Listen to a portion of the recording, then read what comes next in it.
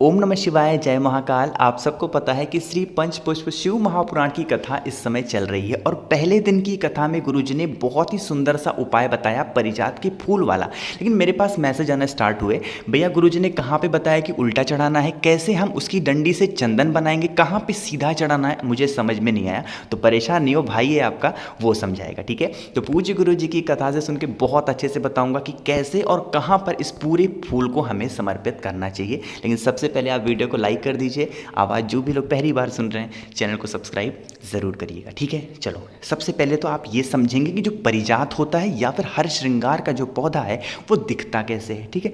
उसका जो फूल है ना कुछ इस तरीके से दिखता है। देखो, एकदम वाइट वाइट सा इधर होता है और बीच में एकदम नारंगी ऑरेंज कलर का कुछ ऐसा होता है ना। डंडी भी समझो कैसी होती है। आज के जितने भी फूल आप देखोगे जो डंडियाँ होती हैं कैसी होती हैं, हरे कलर की। लेकिन हर श्रृंगार इसको कहो या फिर परिजात कहो, इसकी जो डंडियां होती हैं कैसी होती हैं, नारंगी यानी ऑरेंज कलर की, ठीक है। फूल की पहचान आ गई समझ में। अब देखो कैसे और कहां पे समर्पित करना होगा। अब देखो, जब आप महादेव के शिवलिंग के पास में या फिर उनके ऊपर परिजात का या फिर हर श्रृंगार का फूल समर्पित करेंगे तो हमें 3 जगहों पे समर्पित करने का प्रावधान हमारे पुराणों में लिखा हुआ है। वो 3 जगह कौन सी है समझो। पहली जगह होती है माता अशोक सुंदरी का स्थान, यहाँ पर हमको समर्पित करना चाहिए। दूसरी जगह होती है माता पार्वती का स्थान और तीसरा होता है भोले शंकर का स्थान। लेकिन तीनों जगह पर जो हर श्रृंगार है, परिजात का पुष्प है, उसको चढ़ाने का तरीका अलग अलग है ना। तरीका कौन सा है अब ये समझो। अगर हम माता अशोक सुंदरी के स्थान पर उस परिजात के पुष्प को समर्पित करते हैं तो उसका तरीका ये होता है कि डंडी होनी चाहिए महादेव की तरफ और जो फूल का भाग होगा किधर होगा, वो होना चाहिए जलाधारी की तरफ, जैसा कि स्क्रीन पे दिख रहा है ना। ये होता है माता अशोक सुंदरी के ऊपर उस परिजात के हर श्रृंगार के पुष्प को चढ़ाने का तरीका, है ना। पहली चीज समझ में आई। दूसरी तरफ बढ़े, दूसरा हम समर्पित करते हैं, ये होता है माता पार्वती का स्थान जिसको हम लोग हस्त कमल बोलते हैं, है ना। यहां पर अगर आप समर्पित करते हैं तो डंडी होनी चाहिए नीचे की तरफ और फूल का भाग होना चाहिए महादेव की तरफ, है ना। ऐसा ना हो कि डंडी ऊपर हो जाए और फूल नीचे हो जाए, जी नहीं। फूल होना चाहिए महादेव की तरफ और डंडी होनी चाहिए नीचे, जैसा कि स्क्रीन पे दिख रहा है, ठीक है।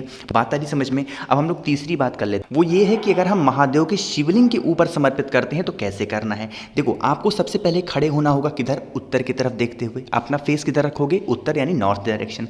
जब हम बेलपत्र समर्पित करते हैं महादेव को किसी विशेष परिस्थिति में तो डंडी होती है माता अशोक सुंदरी की तरफ और पत्ती का भाग होता है अपनी तरफ। अरे होता है ना, सेम ही ऐसे आपको समर्पित करना होगा फूल को भी। जो डंडी का भाग होगा किधर होगा, वो होना चाहिए माता अशोक सुंदरी की तरफ और फूल का भाग किधर होना चाहिए, वो होगा आपकी तरफ, जैसा कि स्क्रीन पर यहाँ पर आपको दिख रहा होगा, ठीक है। बात आ रही समझ में। तो 3 जगहों पे समर्पित करने का प्रावधान है। देखा आपने, 3 जगह पे समर्पित करना है और तीनों तरीका अलग है ना। ये चीज समझ में आ गई। अब देखो, जो और बताने जा रहा हूँ वो मेरी बात सुनिएगा। गुरुजी ने बताया कि अगर आप परिजात के जो फूल है इसकी डंडी से महादेव को त्रिपुंड लगाते हैं तो उसका महत्व तो बहुत ज़्यादा है, आपकी मनोकामना बहुत जल्दी पूरी होती है। लेकिन बहुत लोगों ने मुझे इंस्टाग्राम पे मैसेज किया, भैया समझ में नहीं आया कैसे बनाए हम उसका चंदन। देखो, ये जो डंडी आपको यहाँ पर दिख रही है, मैं कलर चेंज कर लूँ वरना आप लोग कन्फ्यूज हो गए, ठीक है।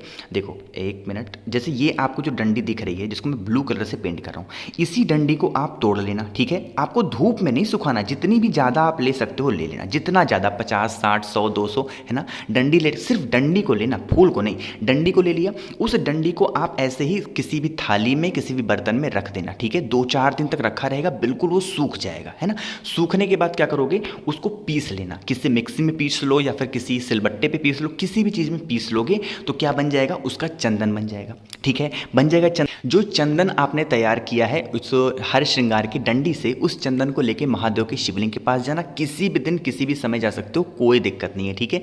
जाओ और उनके शिवलिंग के ऊपर अच्छे तरीके से अपनी 3 उंगलियों से त्रिपुंड बनाएं। जब आप त्रिपुंड बना रहे हो तो आपको अपनी व्यथा, अपनी मनोकामना महादेव से कह देनी है और वही उंगली जो त्रिपुंड आपने यहाँ पर लगाया है 3 उंगलियों से, उसी त्रिपुंड उंगली को अपने मस्तक पर भी आपको लगा लेना है अपनी मनोकामना को कहते हुए, ठीक है। बात आ रही समझ में कि चंदन बनाना कैसे है, लगाना कैसे है ना।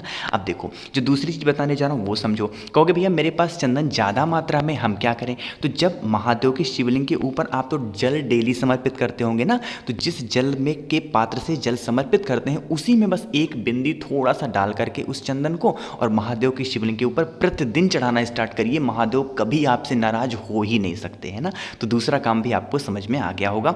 तीसरी बात ये कर लेते हैं। कहोगे था कुछ कृष्ण है हमारी सारी गलतियों को वो माफ़ कर दिया करें, है ना। तो आपके पास कई तरीके हैं। देखो, अगर आपके पास हर श्रृंगार यानी कि परिजात का जो फूल है ज़्यादा मात्रा में है तो आपके पास 3 तरीके हैं। पहला तरीका तो ये है कि अगर आपके घर में या फिर आपके घर के आसपास किसी मंदिर में नर्मदेश्वर शिवलिंग हो, कौन सी, नर्मदा, माँ नर्मदा नदी से निकाली हुई जो पत्थर होती है, जो शिवलिंग निकल के आती है, उसको हम लोग नर्मदेश्वर शिवलिंग बोलते हैं। उस पर जो भी व्यक्ति परिजात का फूल समर्पित करता है उसकी मनोकामना महादेव बहुत जल्दी पूरी करते हैं, ठीक है। दूसरा, जो भी शिवलिंग आपके घर के आसपास बिल्कुल एकांत में हो, जहाँ पर कोई आता ही ना हो, चाहे ज़मीन पे रखा हुआ हो, चाहे ऊपर रखा हुआ हो या फिर कहीं पर भी रखा हुआ हो, वहाँ पर ले जा करके अगर आप एकांतेश्वर महादेव, कौन से महादेव, एकांतेश्वर महादेव के नाम से समर्पित करते हैं तो भी आपकी इच्छा बहुत जल्दी पूरी होती है। और तीसरा शिवलिंग का नाम आता है कि किसी भी नदी, किसी भी तट, किसी भी पोखरे, किसी भी सरोवर के पास कोई भी शिवलिंग रखा हुआ हो और वहाँ पर ले जा करके अगर आप परिजात या फिर आप कह सकते हैं हर श्रृंगार के फूल से उनका श्रृंगार करते हैं, सजाते हैं अच्छे तरीके से, तो आपके घर में कभी भी धन संपदा की कमी नहीं होगी, कभी लड़ाई झगड़े नहीं होंगे और मनोकामना तो पूरी होगी होगी, है ना। तो जितनी चीज़ें गुरुजी ने अपनी पहले दिन की कथा में बताई ना, मैंने छोटे छोटे भाग में करके उसको बहुत अच्छे से आपको समझाया कि महादेव को कैसे समर्पित करते हैं, मतासुर सुंदरी को, और कैसे कहाँ पे चढ़ाना होता है ना। तो वीडियो अगर आपको पसंद आई है तो लाइक कर दीजिए। कुछ पूछना हो, नहीं समझ में आया, नीचे कमेंट में पूछें। आवाज़ जो भी लोग पहली बार सुन रहे हैं, चैनल को सब्सक्राइब ज़रूर करिएगा। ओम नमः शिवाय, जय महाकाल।